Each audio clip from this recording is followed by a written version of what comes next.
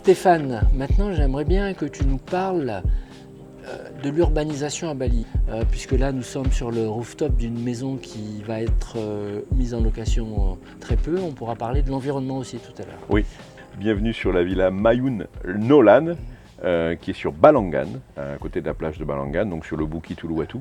Nous voyons la mer derrière. Voilà, on est à 2 pas de la mer, on voit en face l'aéroport et Canggu.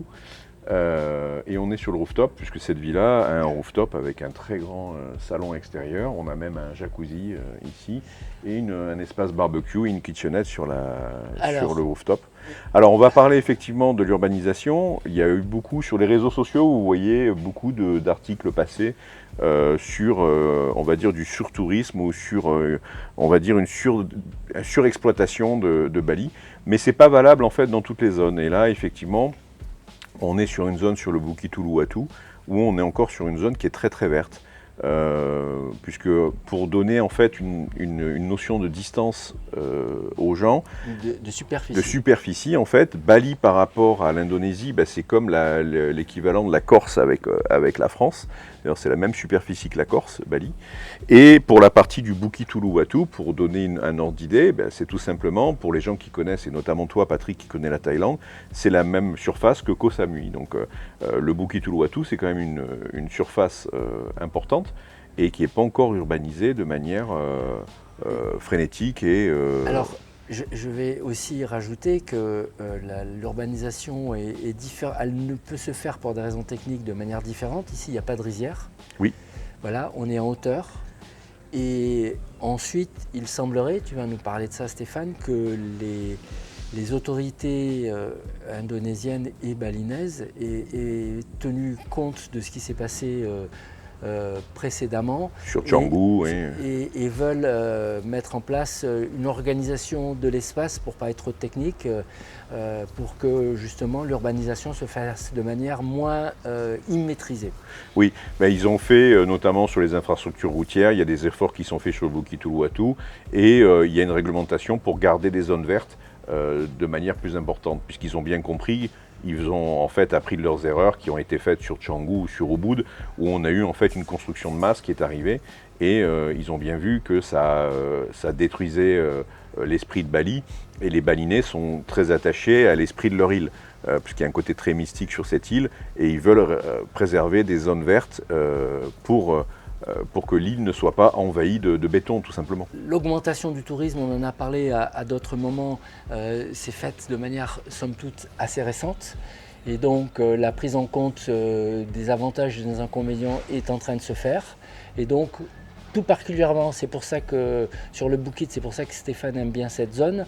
Il y a beaucoup d'espace. Il y a effectivement des constructions qui se font. D'ailleurs, autour de moi, là, tout de suite, on peut voir tout autour de nous, on est que sur du vert. Hein. Donc, de ce point de vue-là, la sururbanisation va dépendre des zones et on en revient toujours à notre notion de choix des zones. Oui. C'est exactement ça, et je pense que l'île a la capacité d'absorber beaucoup plus de touristes qu'est-ce qu'elle le fait actuellement, puisque on va dire entre les touristes locaux 10 millions par an qui viennent et les touristes internationaux 6,5 millions, ça fait un total de 16,5 millions de touristes par an, et l'île est capable d'absorber beaucoup plus, puisque c'est une grande île, hein, c'est la taille de la Corse. Oui, je pense que cet aspect-là est important et donc ça revient aussi au choix des zones d'implantation des projets et des produits que l'on peut sélectionner pour nos clients. Je dirais effectivement les réglementations administratives qui sont en train de se mettre en place suite à les différentes questions avec Stéphane et avec d'autres tendent à vouloir réglementer les implantations de construction. On a bien vu ce qui s'est passé notamment sur la plage de Bingin. Hein. Il y avait des constructions qui avaient été faites d'hôtels et de villas qui n'avaient pas d'autorisation. Et donc ils ont décidé de détruire cette partie-là pour faire respecter le droit d'urbanisme en Indonésie.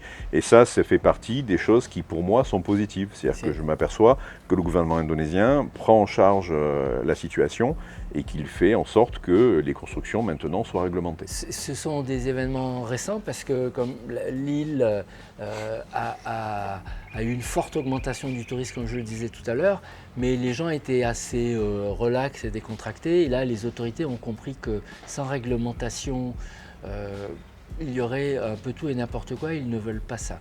Et ça, c'est effectivement intéressant. Voilà. Alors, n'hésitez pas à nous contacter. Vous pouvez nous contacter sur nos réseaux sociaux et en dessous de cette vidéo, vous n'hésitez pas à nous contacter si vous avez un projet soit de résidentiel, donc de venir vous installer en Indonésie, ou alors si vous avez un projet de revenu locatif, on sera ravis de vous assister sur votre projet. Merci Patrick pour cette venue à Bali. Stéphane, merci. Ça a été un plaisir de te recevoir, comme d'habitude.